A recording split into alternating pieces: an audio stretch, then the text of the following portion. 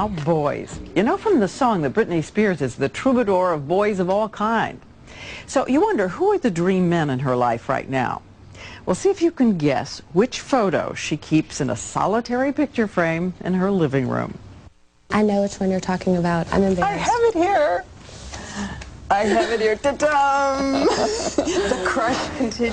Yes, the crush continues. We shouldn't show that. I'm embarrassed. Okay, that's my little thing. It's a secret.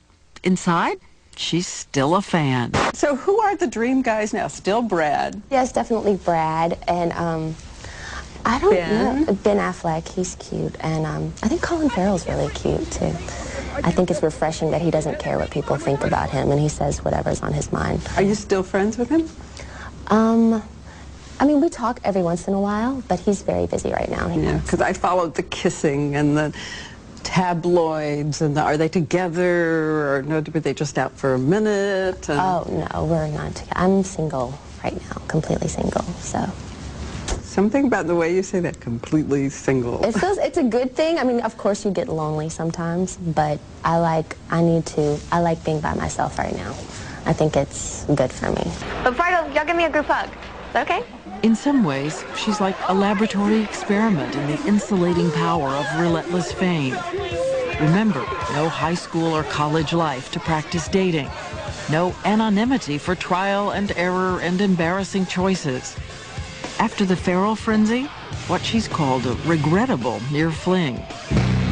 With Fred Durst of Limp Bizkit, who raced to the airways to boast. She's trying to play me out a little bit because she's Britney Spears. But it's an embarrassment that she slept with you? I mean, what are you, a bad person?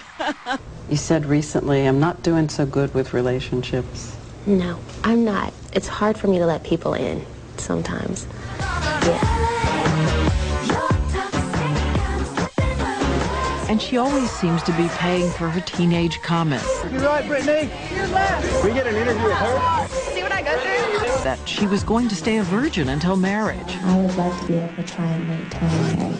And that she didn't even drink. In the past year, a report that she had tried serious drugs at a club. We asked, starting with marijuana. I've been around people and I've gotten the high off of it, and that is enough for me. I can't do that. I don't do that. You talked about experimenting, partying. Cocaine? No, I never. They left the impression that at clubs that you tried cocaine. I've experimented in partying, but never that. I could never do something like that. I mean, I definitely, in this industry, there's people that do that around you 24/7. So, you know, you just have to learn who you hang out with. And, I mean, I've had amaretto sours, and if I'm going to drink, and I love red wine right now. Red wine, it makes me, like, really mellow, and but as far as, I'm such a control freak, I would never be able to do something that makes me feel out of, I mean, drinking makes me feel that way sometimes, so I can't. And maybe she has another kind of adolescent rebellion. London, insulting fans by showing up late to her movie premiere, no autographs, barely saying hello.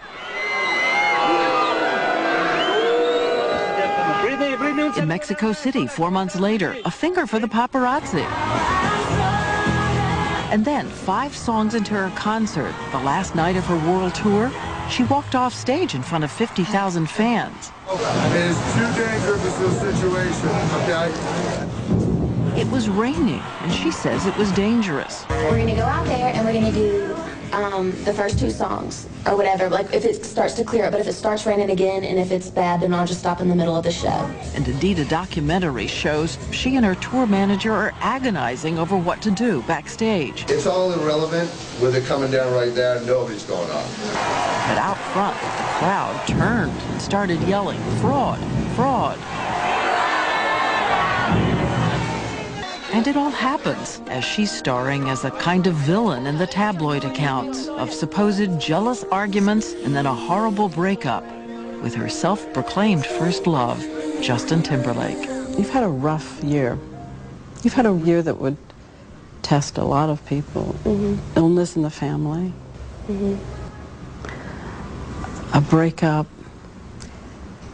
This spasm of publicity about what happened from Mexico to London. It was pretty rough, yeah. Yeah, it's kind of weird. Ah, weird. Hello. Oh my goodness, hello. Ew, strong Britney. Yeah, it was a weird. Ew, I'm embarrassed. Can we stop this? The breakup with Justin. Did he sell her out on a music video?